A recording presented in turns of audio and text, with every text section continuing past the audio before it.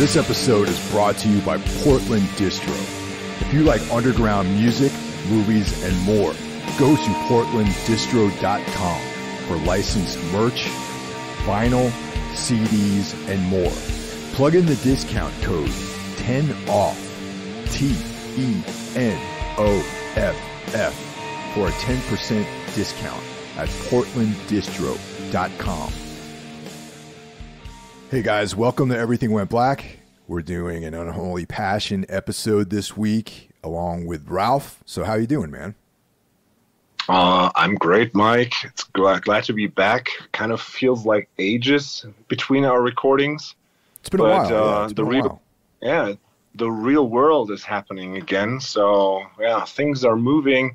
I mean, you're close to going out on the road. I'll be going out on the road with Ulfa. We just released that new record on Friday out of nowhere, and had today's Sunday. So I had all weekend to like process all the reactions, all the mails, and people are fucking into that record. Yeah. Well, let's talk about that. You know, that's timely that you and I are speaking right now. So like, give us the whole rundown, man, where people can download it, buy it, all that kind of stuff.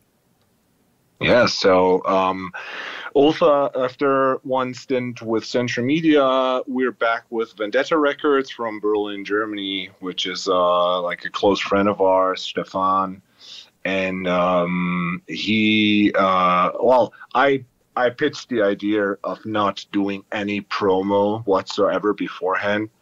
And he usually, like, because of us, when we got bigger, he started with his little label, started to do promo for bands. Now I'm the guy saying, like, I don't want to do promo.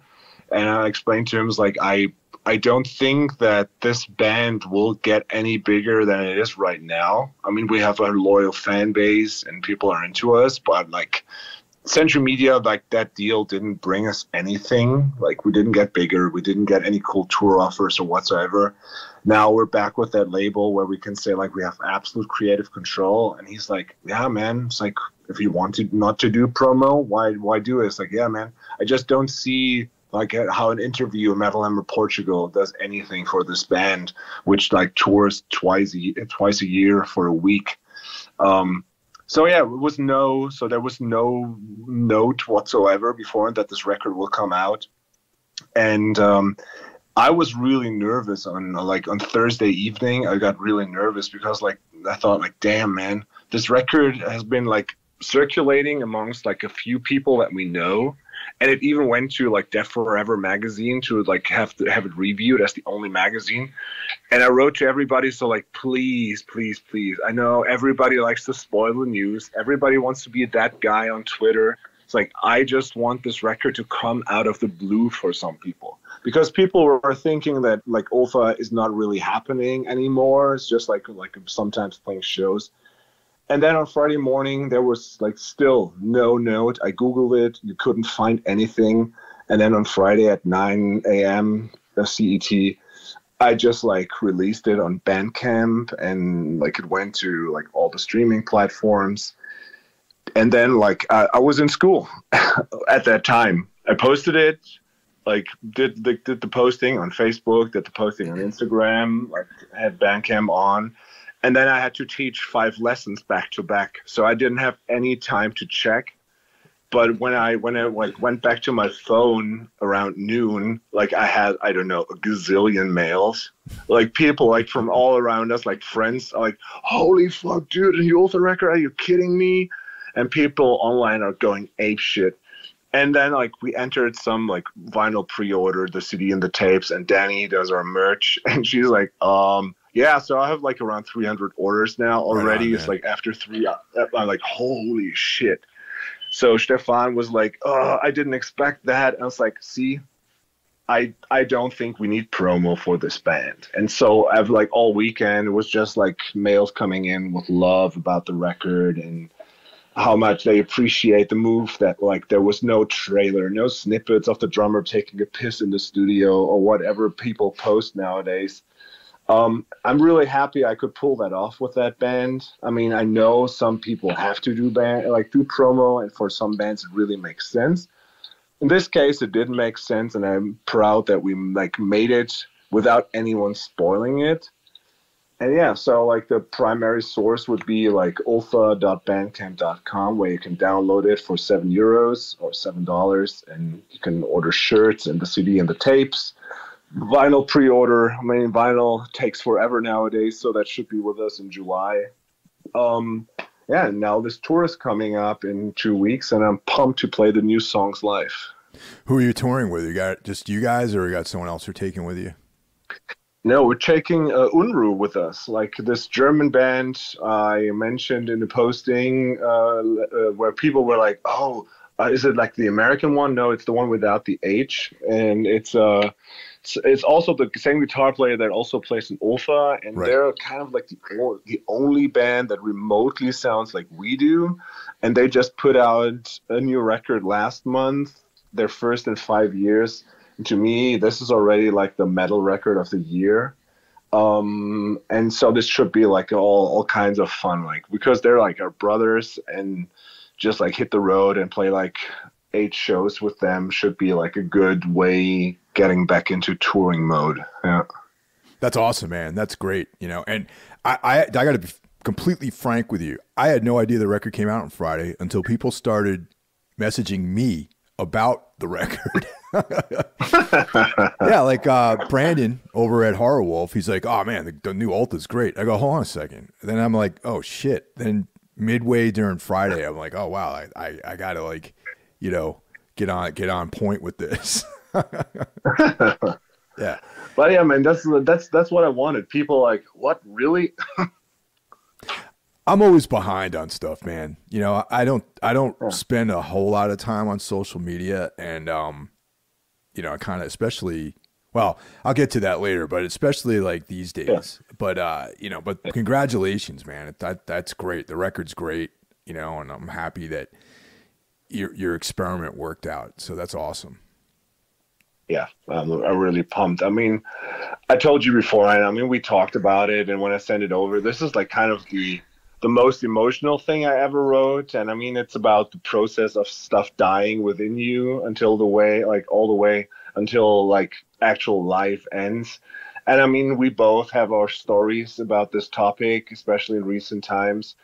And I mean, I rewrote some of the lyrics because of actual events, and like still to this day, I listen to this record and it really touches me, and like rarely with music that I write myself afterwards that I can go back and really say like, okay, I want to listen to this. But I keep going back to listening to this record and I think this is the best thing I've ever wrote. And yeah, so I'm really, really proud of it, and I'm glad that people are enjoying it as much as they do. And yeah, I already got like mails like, again, Ralph, your lyrics, they're always like they're like they give me comfort in the way I feel, and it's so cool that you're still around and blind. It's cool that this band grew into something that is really in the hearts of some people, you know. Like, I don't want to be like big and successful and make tons of money. I mean, I wouldn't mind if I make a lot of money with the music I do, but this kind of success to me is amazing because like I have this connection. I mean, we talked about it forever, like with my favorite bands like New Model Army or bands like this, where I like wrote letters to the singers and tell them that their lyrics saved my life, and now people have my lyrics tattooed on their arm and shit like this, and reach out. And it's like, there was this one guy, he met me through Planks when we toured with Black Freighter all these years back, and he is like he suffers from depression and anxiety attacks, and we've been in touch now and then. And now he reached out. It's like, dude, like whenever you put out music, it's the music that speaks to me the most, your lyrics, and it helped me like through my fights, and I feel better now thanks to your music. I'm like, oh man, this is so fucking amazing. Yeah, so I'm glad to be able to do this and that people enjoy what we do with this kind of music and that it helps them. That's great, man. Once again, congratulations. And yeah, I'm really, really happy for you, dude. Seriously. Yeah. Thanks, brother. Yeah. And anyone out there who likes Tombs, we just had a single come out, the video for Ex Oblivion. And oh man. yeah, so people, good. You know, I personally really like that song. And if you're on the Patreon, you'll be privy to a reading of the original H.P. Lovecraft song. I'm sorry, the original H.P. Lovecraft prose poem that kind of, in a left-handed way, inspired the song a little bit. And since we're talking about Patreon, I'd like to thank our most recent members of the Patreon team. And that's Kyle from Toronto, Frizzo, and Emilio.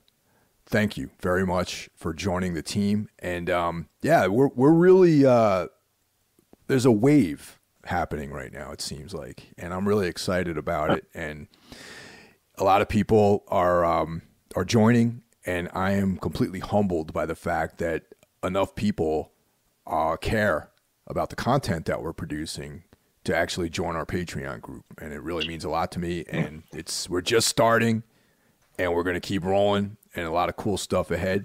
And if you want to join, you can pick what tier you want. We have $1, which just gives you the bonus content. And then there's a $5 tier, which gives you the bonus content plus early access to the regular episodes. And as time moves on, me and Ralph will be figuring out some other stuff to offer, some other exclusive levels, things like that. So, thank you. And while we're giving thanks, I also want to shout out our small, tight community that we have. There seems to be this really organic growth of other podcasts. We're all kind of coming from the same direction. Our shows are all slightly different, but we all have the same spirit. And of course, I'm talking about Into the Necrosphere, Horror Wolf podcast, Brandon Legion's horror podcast. The brand new Iblis Manifestations, which is Cheyenne of Trivax. He has a new podcast. And you guys can go back a few months ago, and I interviewed Cheyenne on this show. And of course, if you like horror, check out Necromaniacs. That's my horror show. I co-host that with Mike Scandato and Jeff Kashid. Mike, New York City hardcore stalwart, and Jeff, former bassist for ISIS, the band, not the fundamentalist, terrorist group, and also Pons. And Jeff has a vinyl version of his ambient project, Crone, which is out right now. So check that out too. Yeah, it's cool. Yeah, cool stuff. And yeah, it's really cool, and it's always cool to interact with people on the Patreon. And as you said, it's getting bigger. Actually, two things I want to mention about the Patreon. First off, there's a gentleman who reached out to us on Instagram, and I apologize, I haven't gotten back to him. But this time this episode drops, I contact him.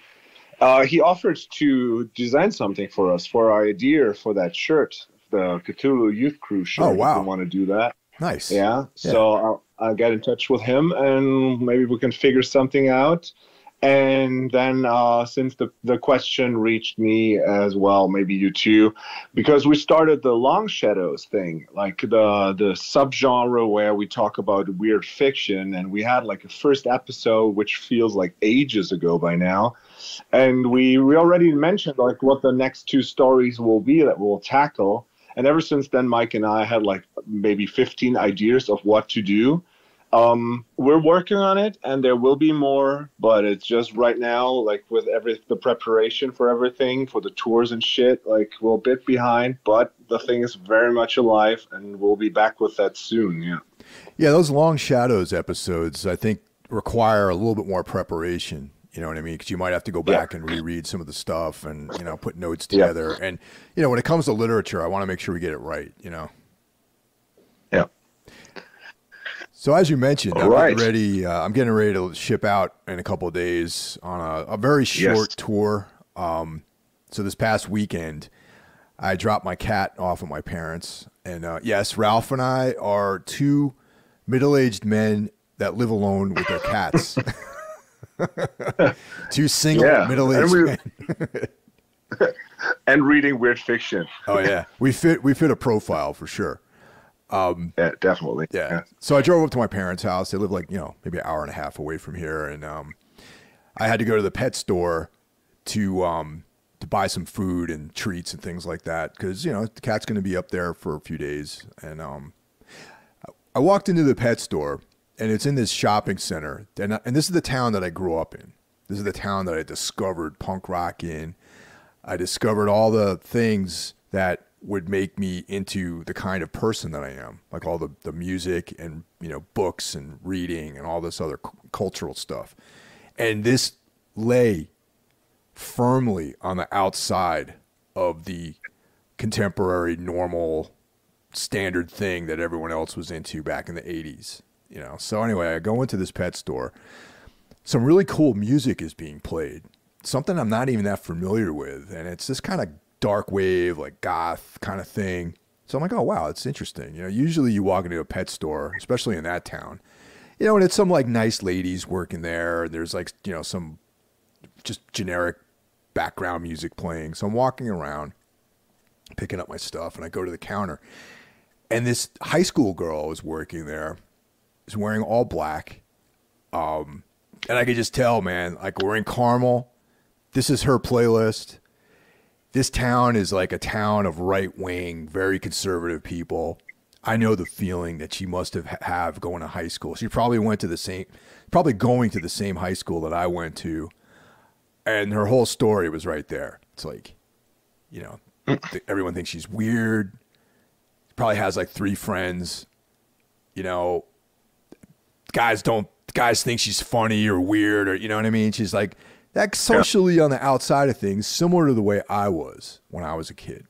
And I don't know, it kind of brought this thing full circle because these were the kinds of girls that I probably would have hung out with. I would have been friends with her if I was in high school. And when I was in high school, there was like a very, very small group of people that liked punk rock music. And this one lady, Erica, who I actually still were vaguely in touch, she would have all these parties at her house and bands would play, and she was always into the coolest music. And it's funny, man. I got to say that's like, girls are always into the cool stuff first. They're smarter than guys. They're smarter than men.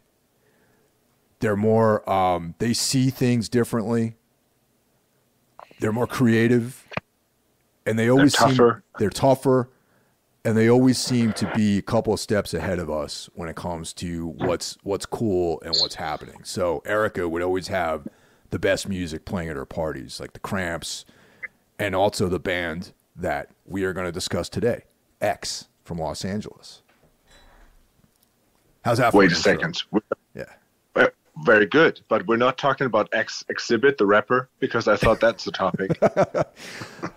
Oh yeah, You must have got the wrong memo on this one, man.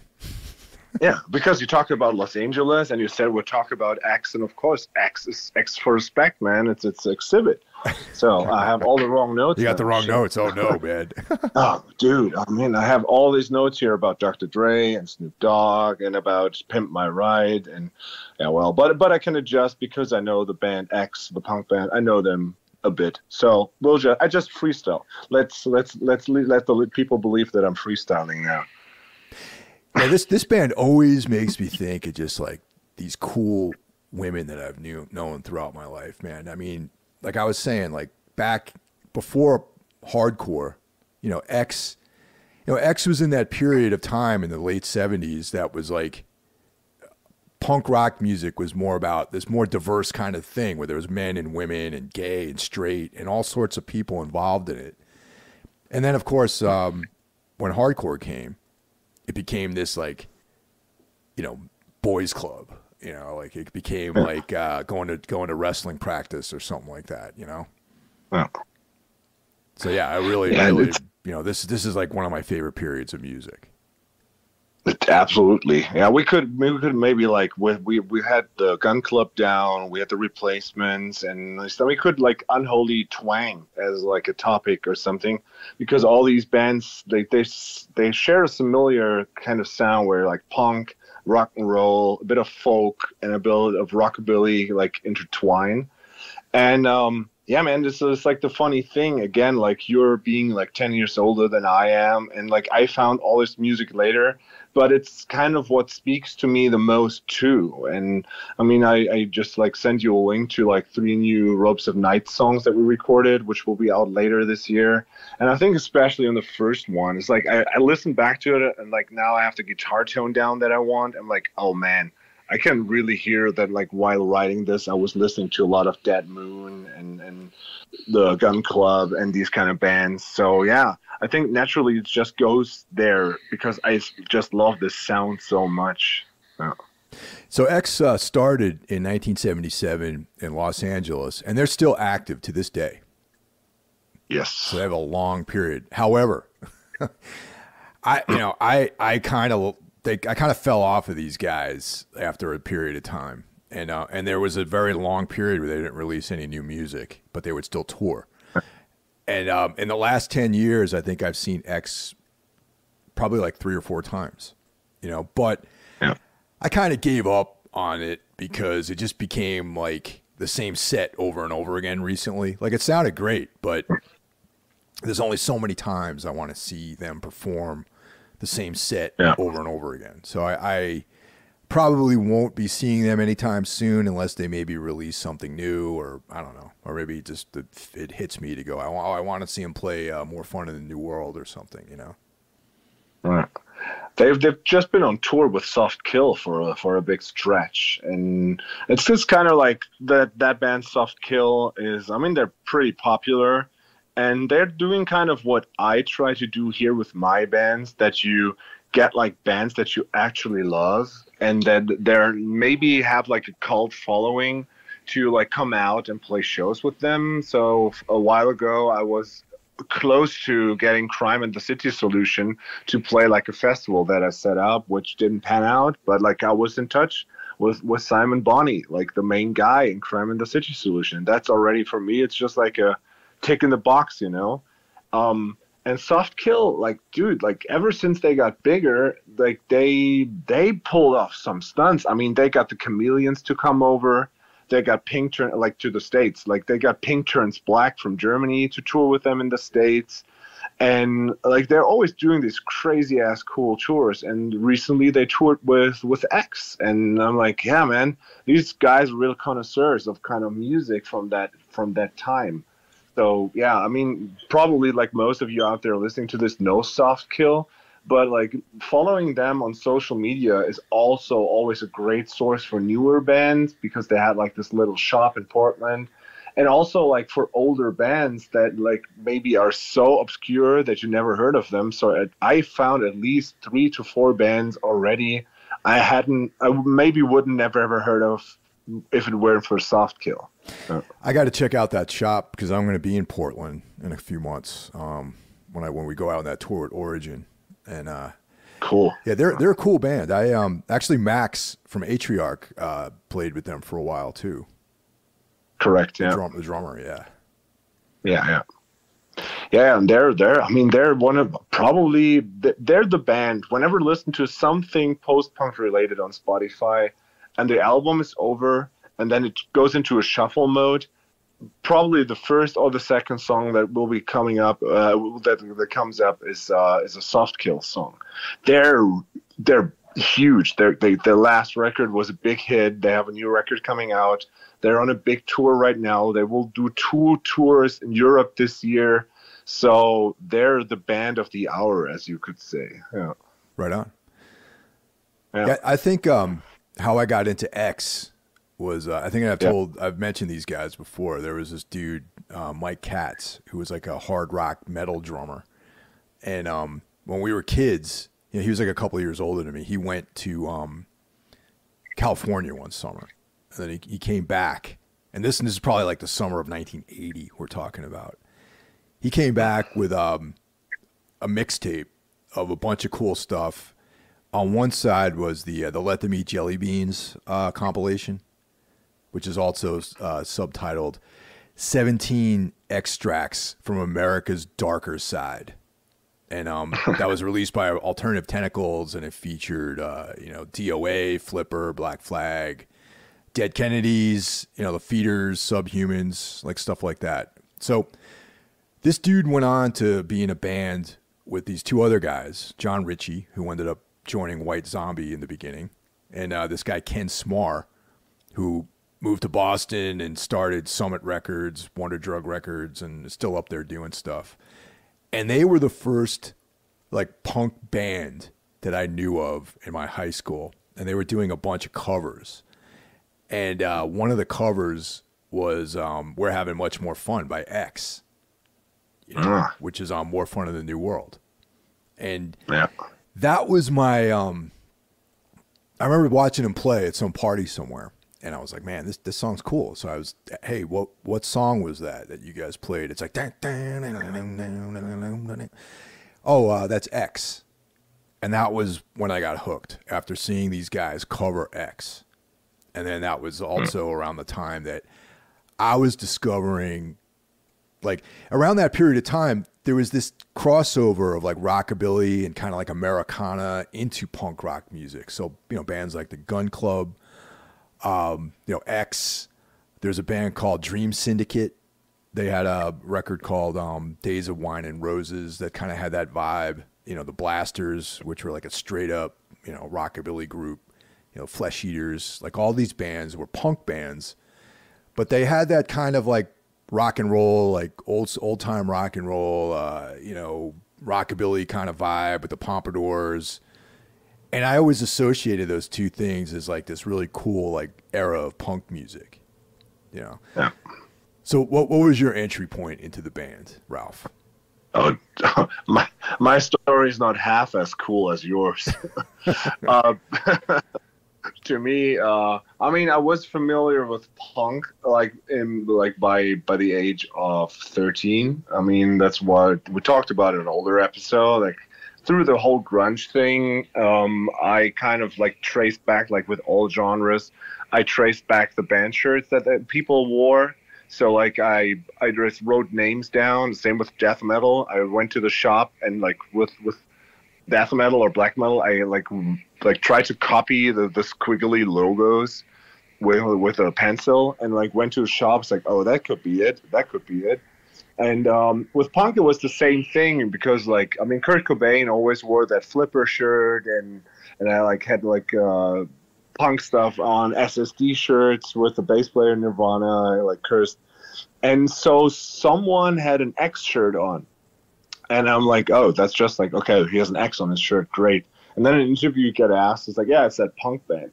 So I remember that, but I didn't like follow up on that.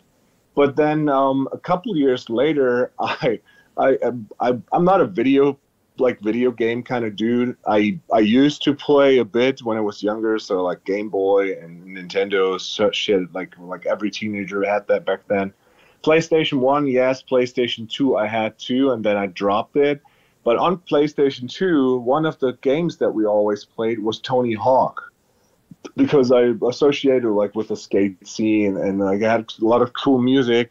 And then I remember there's one level called Los Angeles, and when you play that level, it starts dun dun dun dun dun dun dun dun dun dun dun dun dun. It's like, oh, that sounds fucking cool. Yeah. So I always played that level and loved that song. And that was my introduction to X, because it was the song Los Angeles from their debut Los Angeles, which is probably their biggest hit, I would say. And I found it first. I mean, I guess eventually I would have found X later as well.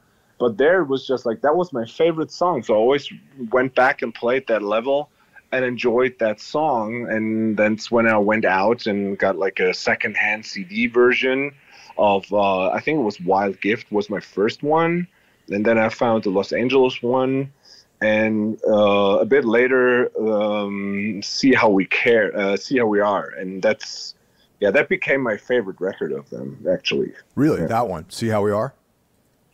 Yeah, it's. I know it's weird, but it's like, it's already like the pop appeal. It's kind of more, it's a bit darker. And I mean, I love that stuff, but like, it was the first one that really clicked with me. Yeah. Oh, that's interesting, man. That's a good record. I like that record quite a bit, actually. You know, yeah. Yeah, summer. Let's go back to the summer of 1986, man. Yeah. That was I actually saw them in the summer of 1986. And That's when See How We Got Them Out. Yeah, at the Ritz in New York City. And oh man. Yeah, now they had two guitar players. They had Dave Alvin and the dude that was he was in Lone Justice. The guy's name is Tony Gilkerson. Probably fucked up. They all have super difficult names in that band. And that surprised me, you know what I mean? Because I don't even think the record had come out yet. It might have been, you know, they were touring, and the record might have came out during that tour. Like information was very hazy back then, as far as like, you know, exact dates on like when stuff dropped and the tours and all that kind of stuff. So I saw them perform live, and you know, I don't know how we got into the venue, because it wasn't, we were like kids basically, but we just walked in to the Ritz, you know, we had tickets and everything. And, you know, this is New York City in the 80s, okay, different world than it is today. You know, I went down there, I was with my girlfriend at the time, and like I said, X always makes me think of really cool ladies, man. Like, you know, she was like, you know, the dyed black hair, like black lipstick, black nail polish, pale, just like really cool, you know, awesome, she ended up going to art school and all this stuff. I mean, I'm not going to mention her name because I'm not in touch with her anymore. I don't want to, you know, use names and people, oh yeah, I know her. Anyway, you'll just have to imagine this stuff. But yeah, so X always made me think about, you know, driving around at night, you know, through my small town, you know, with these like cool ladies and everything, and just having fun, you know. And that was, John Doe had like a cowboy shirt on, like a cowboy hat. They played all the songs I wanted to hear. This band called the Raunch Hands opened up for them, which I ended up buying a bunch of their records, and they were like a New York City kind of, you know, psychobilly band. And yeah, they just really were influential on the way I maybe approach music and the way I look at things, and, you know, kind of the outlaw, the renegade level, the renegade aspect of punk music, you know, not the regimented fucking by the numbers rules, regulations of hardcore. I never really got on board with that stuff, because I always think the punk stuff seemed a lot more free to me, at least, you know? Yeah.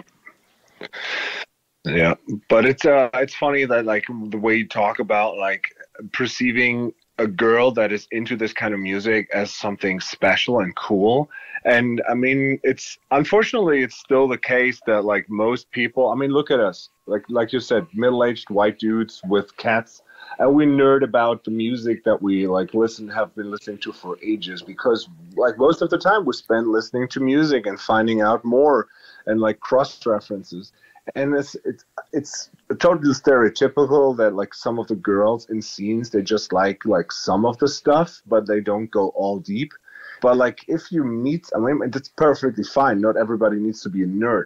But if you find someone and that person, may it be a boy or a girl, knows one of these special bands that you're into, that instantaneously makes this person way more attractive and like already like dripping with sympathy just because of that.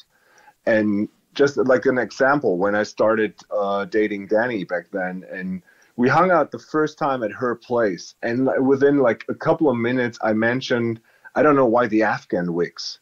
And she's like, oh yeah, they're one of my favorite bands. And then like, it's like kind of like in Wayne's World where like Dreamweaver comes up when Garth sees the green chick. I'm like, dude, holy shit, you know the Afghan Wigs? And nobody I know knows them and likes them. And she's like, oh yeah, this is my favorite song. This is my favorite record. I'm like, okay, this is the girl I'm going to marry, which I ended up doing.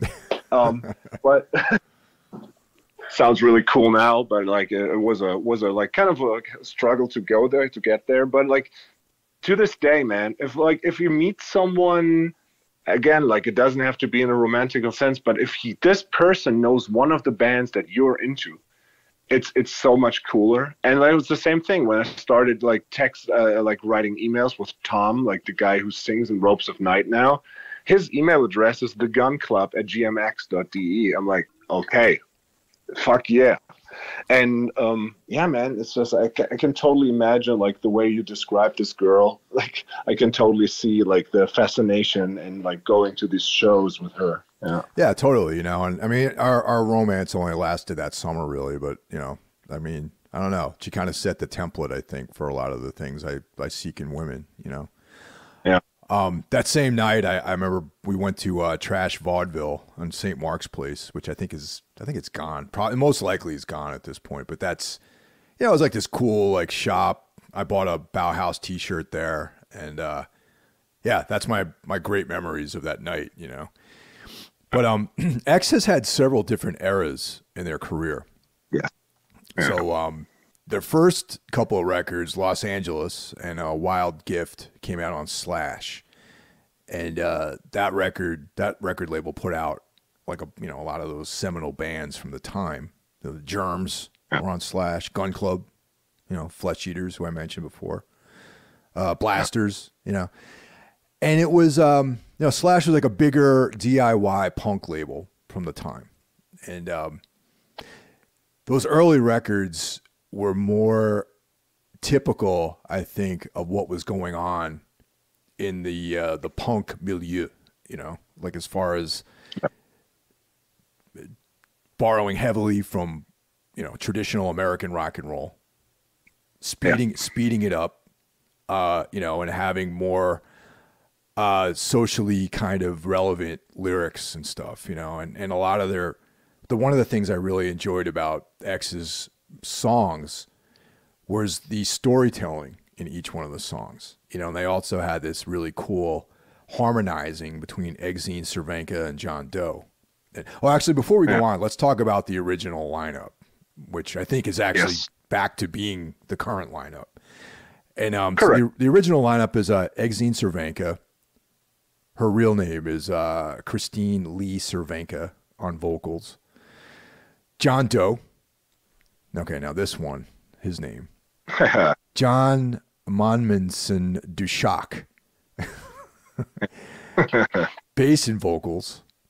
And I feel like they're the primary songwriters in the band, and they were, for a time, married. Yep. Yeah. Exene actually. And she was. I'm sorry, what were you going to say?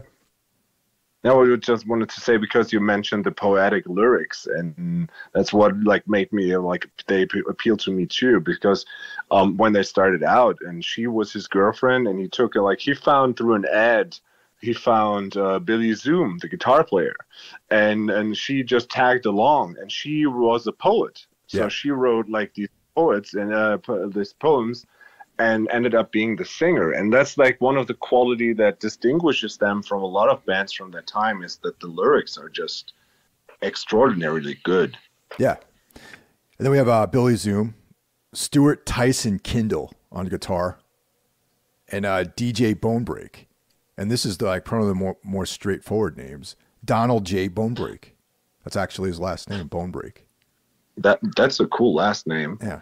See, I wanted to like I fumbled there, but like when I made that joke about Exhibit, I wanted to actually like introduce and ask like Mike, if you ever would like join a hip hop group and would be the person to make the music, would your name be DJ Bonebreak? And sure, yeah, that would probably never happen, because I don't really know anything about making beats or anything. But yeah, that would probably be an apt stage moniker, you know. Yeah. It could be like in a wrong sense. It could be like one of the douchebags that plays in Limp Bizkit could be like, oh, he's DJ Bonebreak. But like, yeah, it's fucking cool that it's actually his last name is like Bonebreak. Yeah. So we were talking about the lyric writing, and yeah, Exene was a poet, and that's one of the qualities. Now I'm going to draw some parallels here between the Doors, X, and the kind of beat poetry, you know. And I think like Jim Morrison was heavily influenced by like Arthur Rimbaud and poetry, essentially.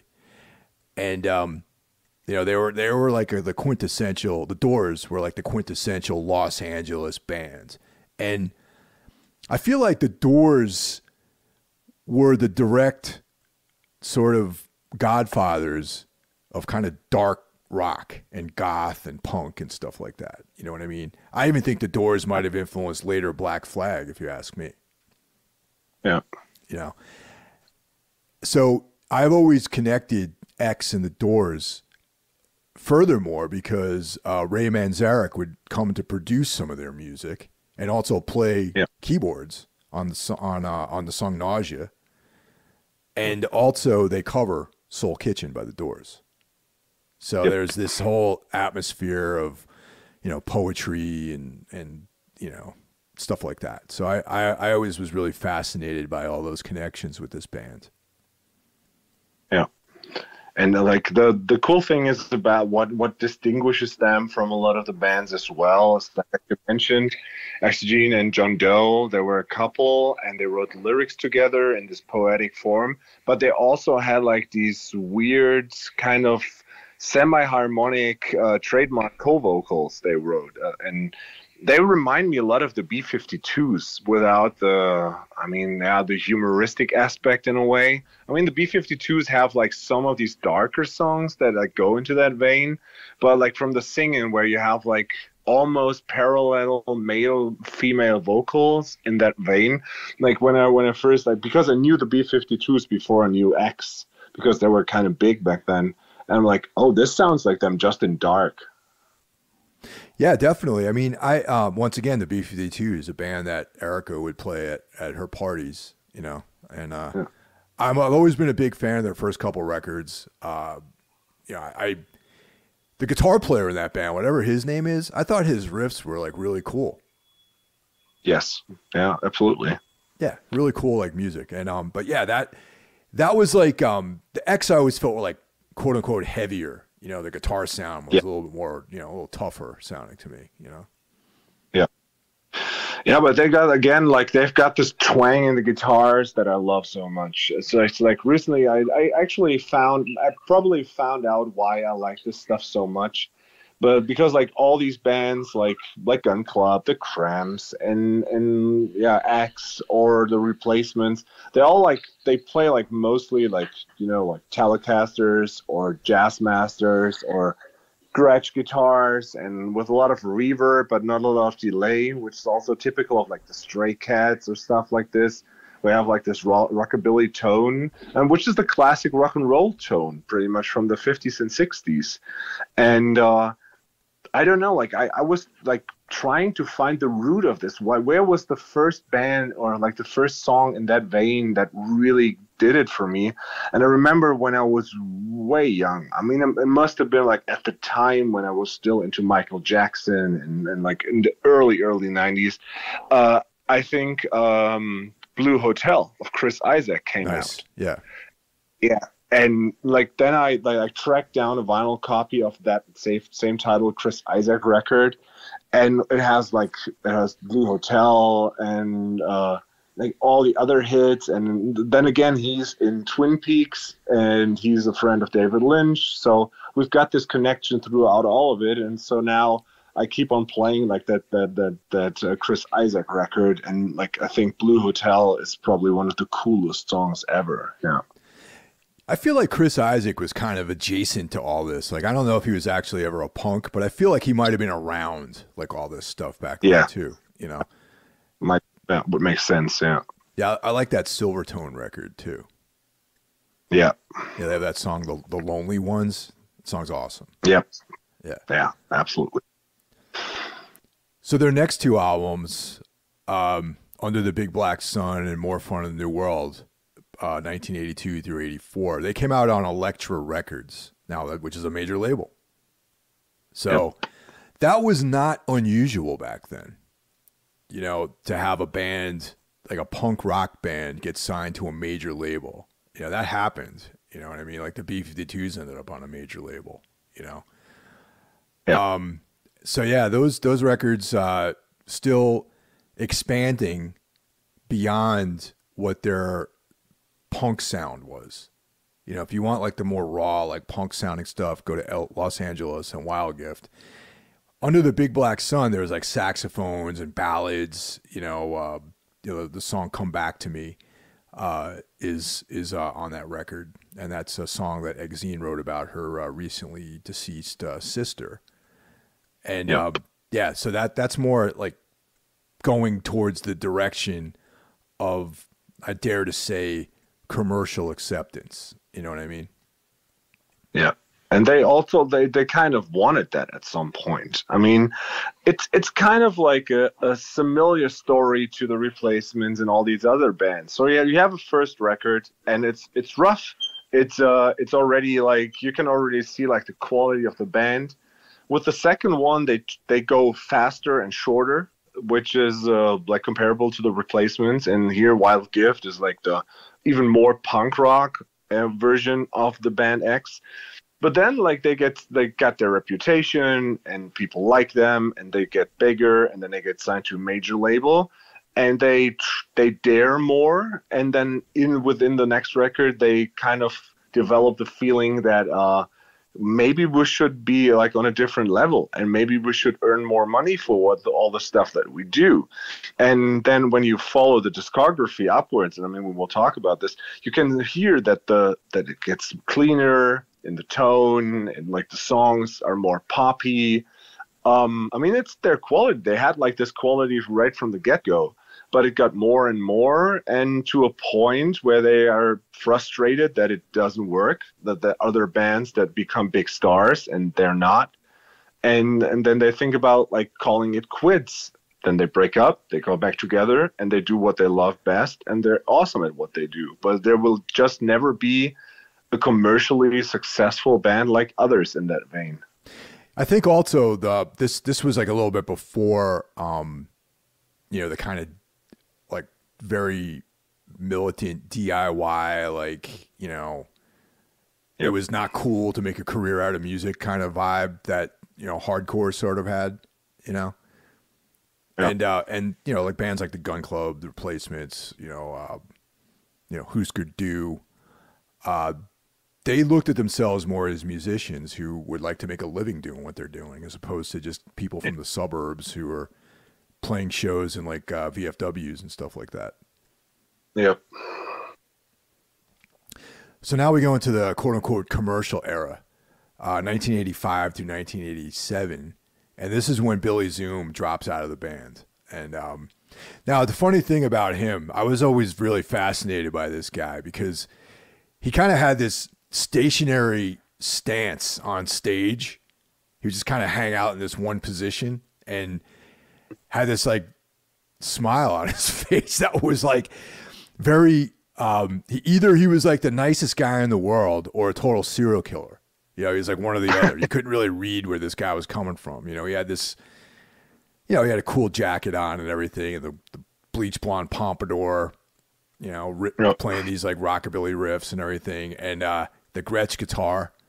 So he ended up bowing out around 85, around that period of time, when they made, they had a new producer, Michael Wagner, and he had done like Alice Cooper and Dokken and stuff like that. So there was definitely a changing of approach during this period of the band that you can imagine Billy Zoom, was like, this isn't really for me anymore.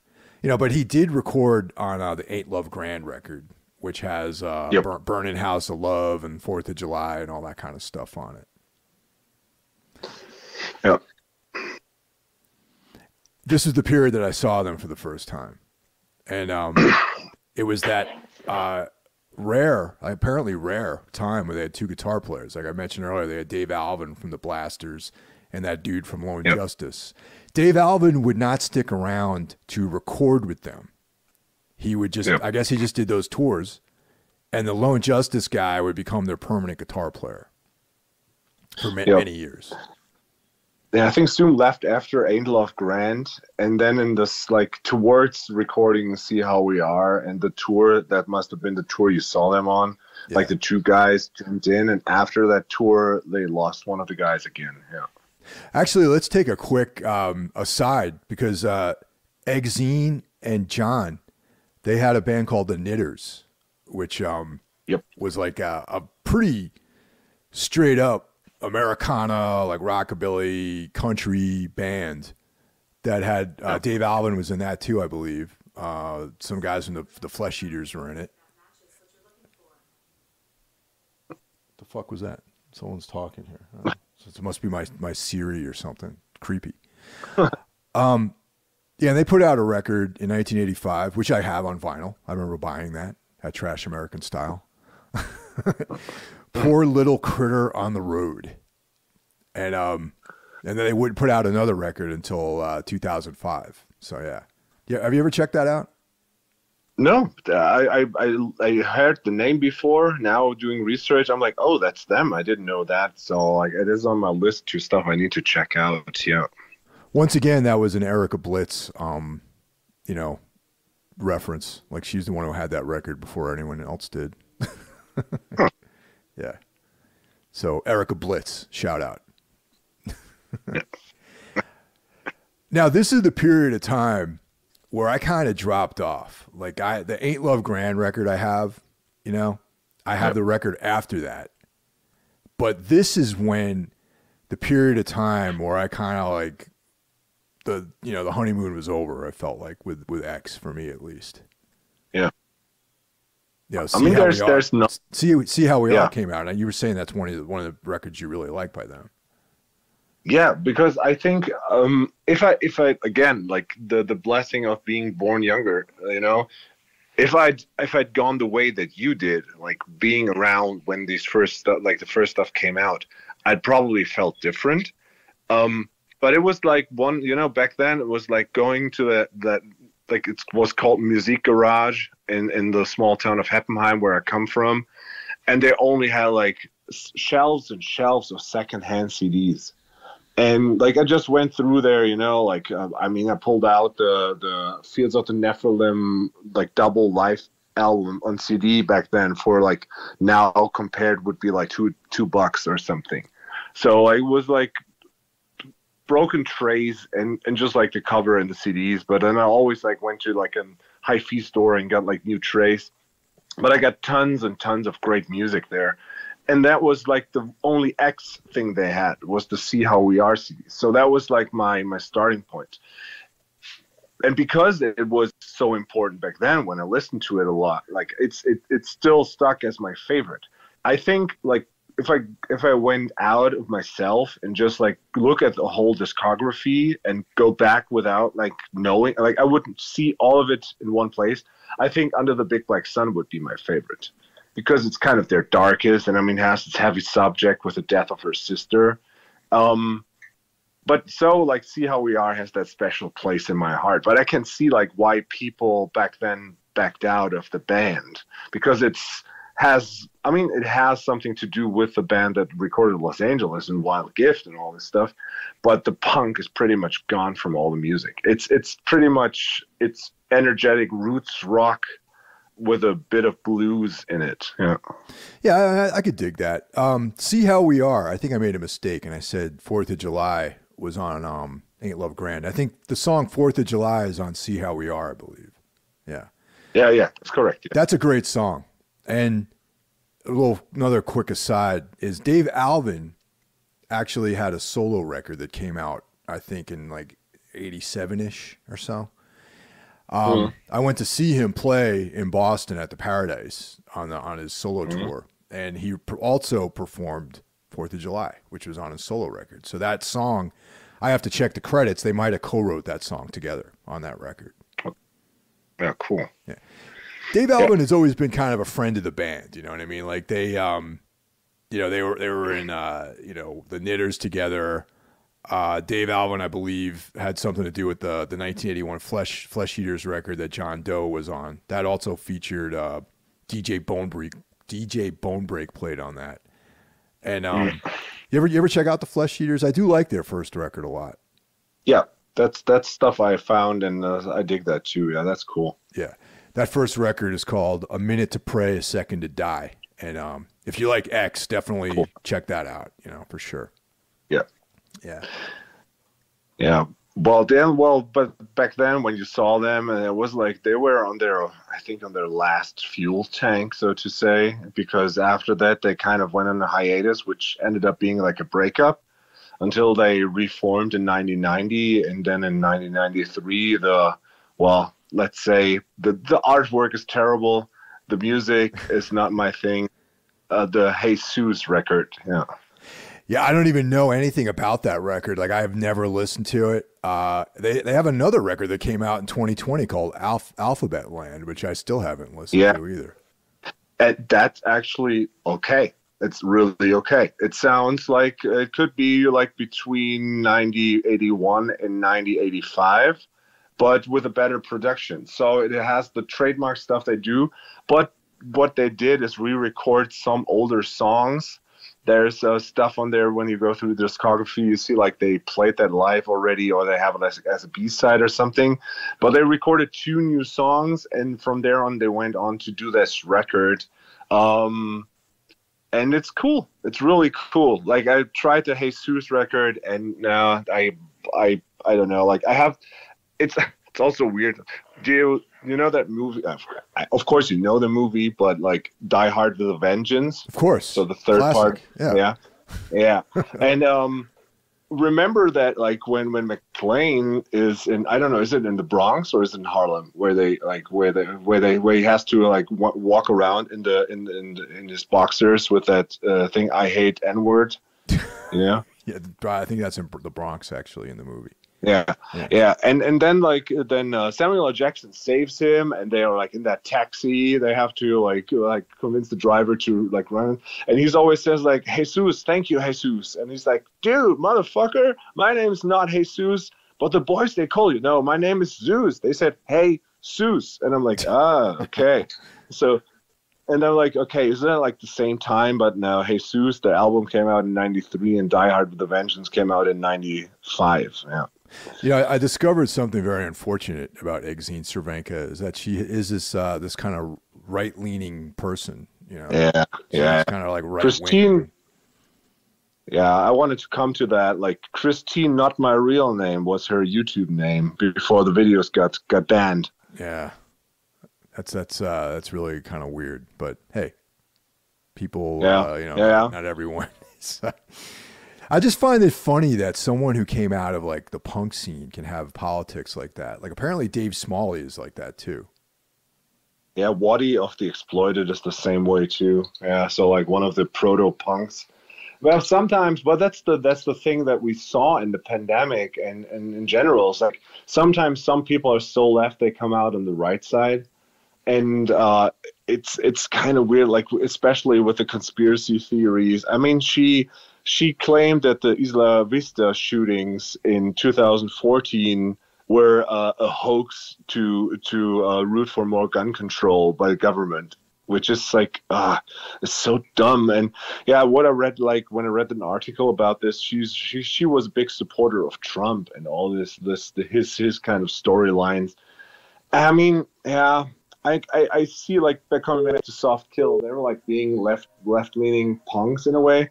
And so like they're doing this and going on tour with someone, you know, that they're actually kind of dimwits when it comes to this.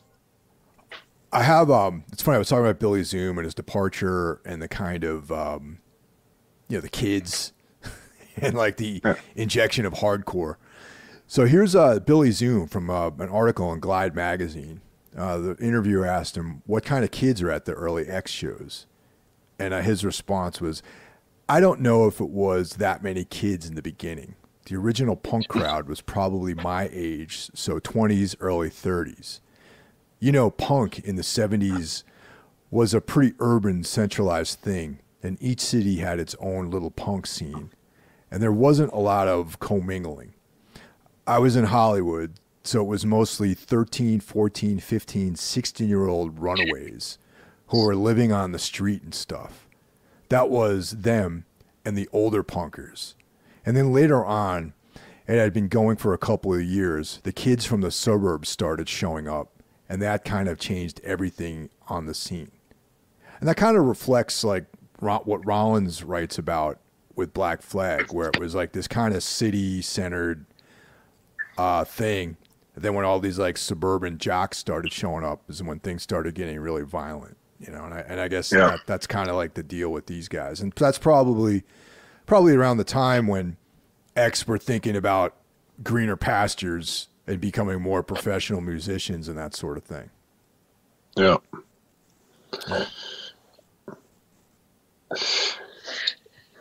Yeah, I mean, I haven't seen them. I would watch them. I doubt there will be kids starting a circle pit in the audience now. I assume I would be one of the younger people in the crowd. Yeah. It was funny. I saw X and the Rollins Band perform together. They remember when they toured like about 15 years ago, maybe. It was like it was X and the Rollins Band, and it was the Rollins Band with Melvin Gibbs. So it was not the Mother Superior version. It wasn't the original version. It was like the Wait era band of the Rollins Band. And I was like, oh, cool, X Rollins Band, great, you know.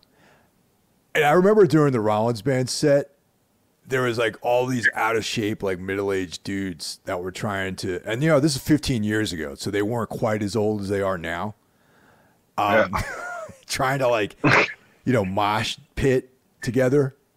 And I was like, oh man, this is really embarrassing. These dudes are like all out of shape and everything. And like one guy, like his BlackBerry fell out of his pocket, so he had to be like, oh, wait, hold on, I gotta pick up my phone. And it was just like, oh man, like it was like I felt so like cynical after that. You know what I mean?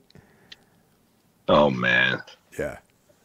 But yeah, X had kind of distanced himself from the circle pits, like I would say as early as like 1984, probably. You know, they're more like a dance band, you know, like a rock and roll band. Sure. I can see that, like the cool people with their creepers shaking it off to that. It's like that wouldn't make sense, you know. You know, and for me, I always just think about being like in high school, man, like driving around in my parents' car, you know, with like, you know, my girlfriend at the time, listening to music, going to diners, you know, there wasn't much to do like in that town. So it was like go to the movies or go to some kind of party or something like that where 5 other kids would be listening to, you know, the B-52s and the Cramps and stuff, you know. Yeah. I always remember the cool hairstyles that these girls had. They were like, the thing was hairspray, right? You know? You go to bed, you don't wash your hair, okay? Yep. So the hairspray would make this really cool like thing with the hair, and I was really that's always been like my thing, I guess, you know. Yeah. I mean, it's the Robert Smith version to call it to making your hair. Yeah. But I mean, it's funny. Like I talked about this before. Like my introduction to goth and all this stuff was probably like these older French guys and gals that were like these exchange kids in this like summer camp kind of thing in my little town, where I was like the chubby 11-year-old boy wearing like Maui Wowie shirts, which was like a t-shirt company back then. They had like a small blonde ponytail and shit like this, so like a complete fool. And these kids were like in summer, like in the teenage disco is what they called it, between New Kids on the Block and whatever was popular back then. They were dancing to Friday I'm in Love, and no, Boys Don't Cry, and it had like these gray old like army jackets on, and nice. Had like these. Yeah, I had like these caps on, the ones that also like the Irish people, I don't know how you call these flat top caps, and they had like the black dyed hair come out like in like over their face, you know, like the kind of the devil locks and shit like this, and had like these spiky boots, and they were dancing like this front like step to back step, front step, back step. Like this cool goth kind of dance, and I was there again, like not like with Dreamweaver, but it was just like you know, the epiphany of cool, which I absolutely wasn't back then. And this to me is like when we talked about The Little Vampire, this German Canadian show from the 80s, which had like my first proper introduction to goth vampires. This even like these vampires are more goth than the ones in Lost Boys, and it's almost more like The Hunger, and I don't know, man. It's just like this time and this kind of like the optical thing where like how the videos are produced. And this is how my memory is of these things. Best described, if you guys out there, I mean, we talked about this, it's like cold, completely weirdo band, not a lot of people know about, but Mighty Sphincter. And they have the video for Ghost Walking, which looks like recorded on like an old video camera, and like how like, what was that, video 8, or like how did they Probably like like Super the old 8. Yeah. Super 8. Super 8, right? Yeah, looked like a Super 8 camera, and like this creepy guy on a graveyard. This is like, to me, to this day, is the epiphany of cool. I will never look like this. I could never pull it off. It would be super phony if I tried to do something like this, but I always find myself going back watching these videos and think this is the coolest thing ever. So yeah, let's do our rundown of favorite tracks. Yeah, let's just a second before we go out, like, because I want to mention, because we talked about X Jean and her weird views on things, but John Doe, man. John Doe is a prolific actor by now. He's been in the fucking Roadhouse movie. He's been in Boogie Nights and like about like 20 other movies. Like if you go to IMDb, this guy's got a record. And also X's music has been featured in a lot of productions. And something like, if you like into the stuff that we talk about here, the band X and Gun Club and all these bands, John Doe wrote a book called Under the Big Black Sun, The History of California Punk. And there's a second part to it coming out soonish. And I can only recommend this book. It's really fucking awesome. Yeah. Also, there's a documentary called The Unheard Music, which is a really good resource for the early stuff by them. It talks about, their formation of the band. And I think that that documentary might have been recorded around the time that they signed to a major label. Mm-hmm. Yeah. Yeah. Okay. So, Mike, what are your jams? Well, no particular order.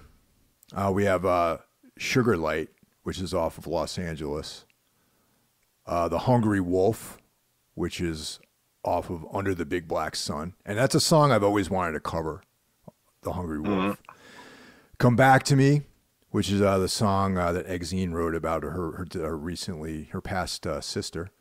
That's on Under the Big Black Sun. We're Having Much More Fun from More Fun in the New World, which is the first song I ever heard by X. And that was back to my friend's band covering it at a party back when I was in high school. White Girl off of Wild Gift. The title track for Los Angeles, which would be, of course, Los Angeles. Burning House of Love, which was kind of a big single for them off of Ain't Love Grand. Blue Spark, also off of Under the Big Black Sun. And finally, my final selection is Soul Kitchen, the Doors cover, which is off of Los Angeles. Cool. Good choices. A lot of same stuff on my list here. I gotta say, even though maybe not the best choice, but Wild Thing, their cover song of the Trucks, Wild Thing, has a special place in my heart because it's been featured in Major League. For all you Germans out there, it's the Indianer from Cleveland. Again, they just called it the Indians of Cleveland because Major League doesn't make sense in Germany. So it's featured there, and also now in AEW, the wrestling league I watched, the guy John Moxley is coming out to that song, and he's like a real ass kicker, so it's kind of fun thing. So yeah, that was also like a song that I knew early on. My favorite song of X is I Must Not Think Bad Thoughts. That's a good one. Yeah, it's just such a cool song. Burning House of Love, always been one of my favorites. I'm Lost, 4th of July, and Left Right off of See How We Are. Soul Kitchen, Nausea, and Los Angeles of the first one. Some Other Time of Wild Gift, which to me is a A Gun Club song. White Girl of that record is amazing. Yeah, I have Hungry Wolf, Blue Spark as well, and I think that's probably there's a if you check out the new song, the new record, there's a song called Strange Life and Alphabet Land, the title track. They're also both good songs, and no fucking feature of Jesus because that record blows. Yeah. Well, there you have it, man. And yeah, thanks, Ralph. And once again, congratulations on the new Ultra record, and good luck on the road. Yeah, thanks, dude. The same to you. I mean, you're heading out too. First activities with our bands in a proper touring form. Yeah. Should be interesting. All right, yes. man. We'll talk to you guys next week. Take care.